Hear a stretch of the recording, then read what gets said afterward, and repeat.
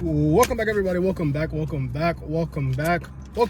Mind Up Podcast. Guys, my name is Trayvon, and I'm your host slash YouTube creator slash content creator slash your best friend on YouTube slash the most cool person in the world. Like, subscribe, comment down below before we get too far in the video. And today we are doing a video that has been long awaited. Is that upside down for you guys? No. Appreciation, guys. Appreciation. I have wanted to do this video for a long time, and as always, I struggle to put the card where I can read it. I want to do this video for a long time, but I've just never been in the spirit of making the video, because this is like a touchy subject almost. This is like the basis of all things on this channel, possibly self-improvement, Kaizen, Stoicism, Christianity, everything, psychology, everything that I talk about on this channel ultimately goes back to appreciation, right? It's hard to talk about self-improvement unless you mention appreciation. And now it's a new year, and this is the first video into the new year, so I wanted to do this video on appreciation because I feel like this is the most important thing this year. This could kind of be the theme of like this upcoming year, or even the past year, for anybody who had a maybe not so pleasant or a difficult year, is like appreciate what you had. Appreciate the learning opportunities, the experience, the challenges, the ups, the downs. Appreciate everything as it is, you know. And the opposite to appreciation might be like acceptance. Accept everything the way it is, how it happens, because you never know what the alternative to what actually happened could have been, right? So appreciation, acceptance, all that good stuff. So I guess I actually have a lot of bullet points on this card, so I'll just go ahead and read through them. I'll try to have this video more chatty instead of me giving you a lecture, because I really want you guys to feel engaged, and I don't want to like scold you guys. This is more or less me telling you guys my ideas and opinions on appreciation and how it plays in my life. So some things I appreciate from last year is all the things I learned, all the opportunities I had for growth. And these are basically like small fundamental things, like learning how to cook, I guess, learning more about nutrition, more about the gym, learning more about like my work ethic and how smart I am actually in school. Because something about like me, I'm very interested in fitness, psychology, medicine, biology, nutrition, and the gym. And so all that is incorporated in my daily lifestyle. Other elements of my life, such as like fashion or style, and I'm no fashionista. I just like to look at how others dress and stuff like that, and like, it's almost like a mimic game. How can I mimic what other people do, right? So appreciating the small things. Like I can't lie, I'm very blessed. I can afford an apartment. I'm in college. I'm about to complete my bachelor's degree. I have a minor in business administration, and I'm about to start another bachelor's degree towards medicine. You know, I have a loving, supportive family. They do a lot for me. And so like, just appreciate like Christianity, God, and everyone who supports you, you know? It's weird because on one hand, I feel like I work a lot harder than most people my age. I'll be 22 in about a week and a half on January 11th. Send me birthday wishes. So I feel like on one hand, I work a lot harder than most 21-year-olds. I've always worked since I was 15 years old. And even at a young age, I was always outside helping my stepdad or my mom, remodeling houses, fixing the yard work, weed eating, mowing grass. I was always known as a kid who worked hard, and I still to this day work, and that allows me to be able to finance some of the things I have, such as this car. You know, I got this car last year, and it's not a brand new car, but it's better than any other car I've had.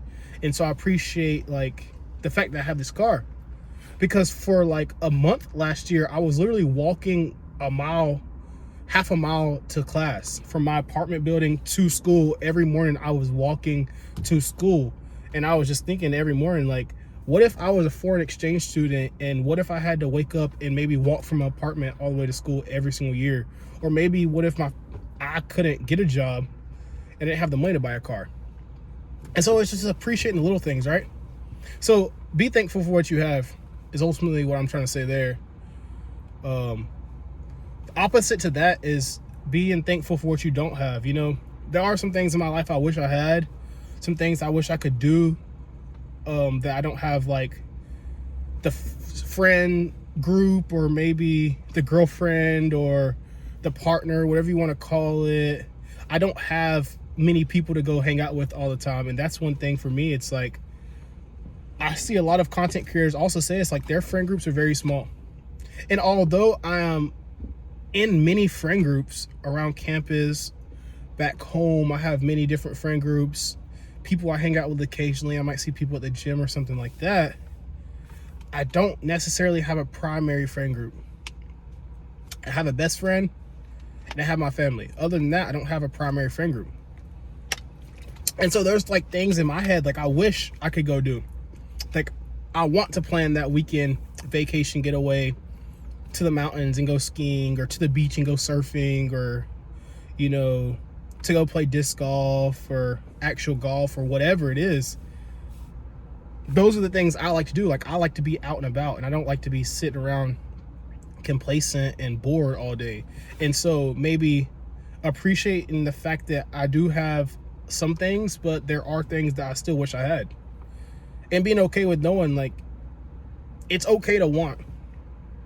It's okay to have desire. A lot of times people read the Bible and it says, you know, something along the lines of, and this is not a direct quote, it's not good to want. But also it says, if you believe you have it, then it will be yours.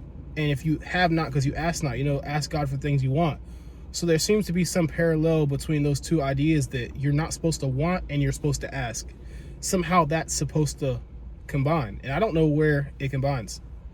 Maybe along the lines of,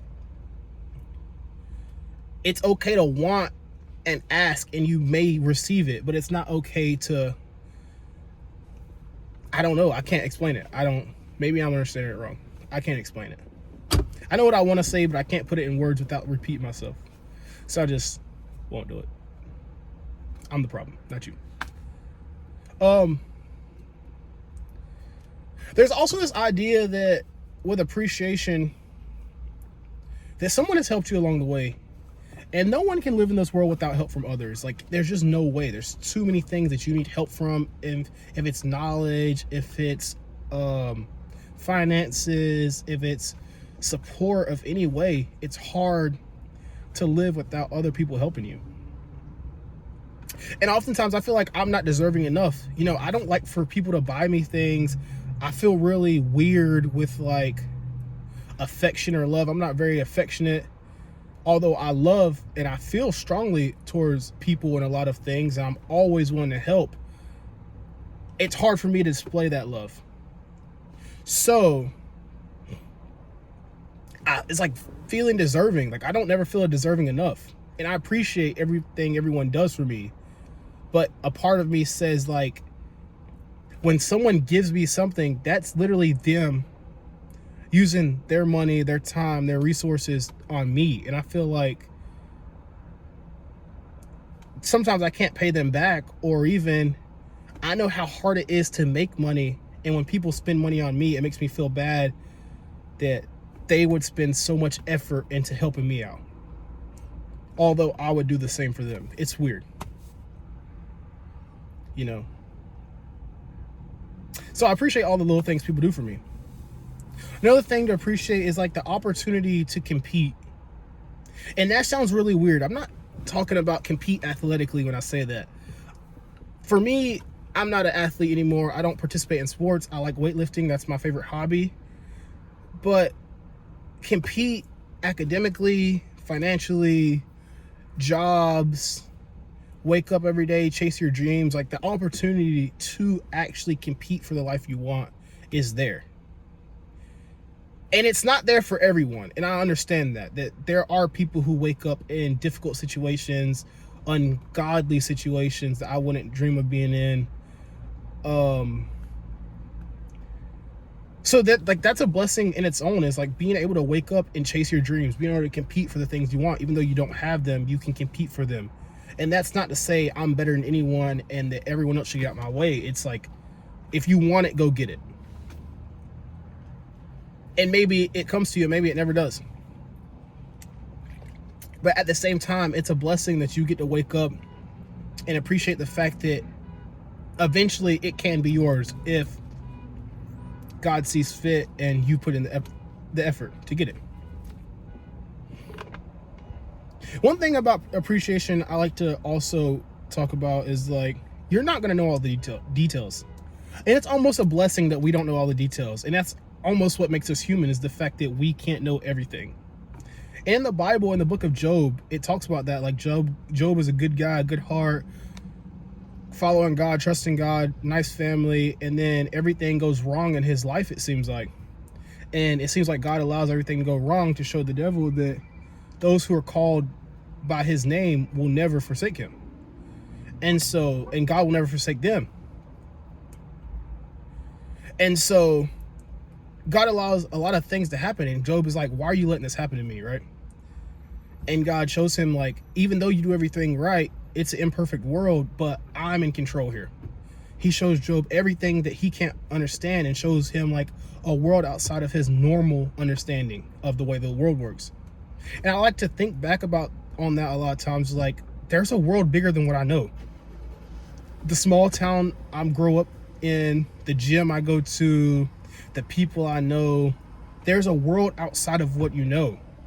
And so appreciate the fact that you have the world you're in, and appreciate the fact that you don't know everything else, and that maybe there's another world out there to discover for you.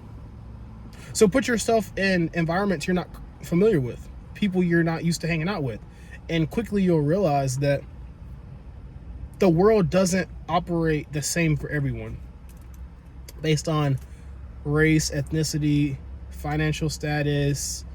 The world works so different for so many people. So appreciate in the world you're in.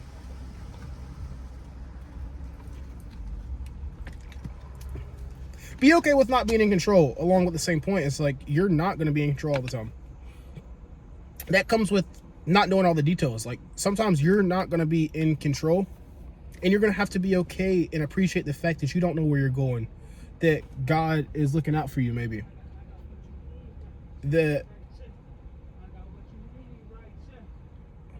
Okay. Somebody's singing outside the car.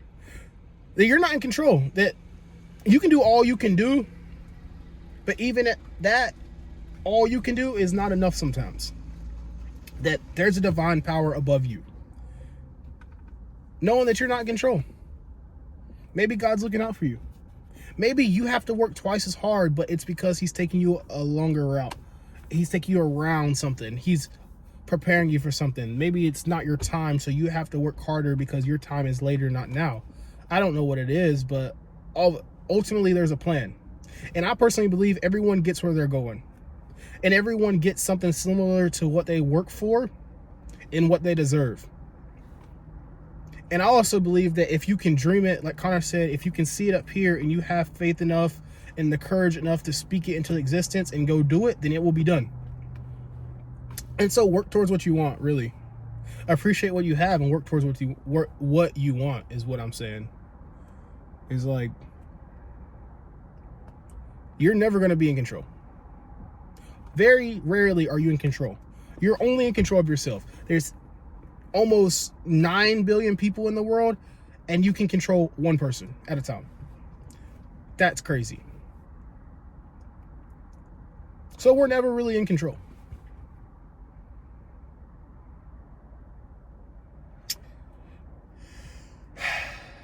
Last thing I want to say about this, guys, and I saw this quote on a Chris Williamson video.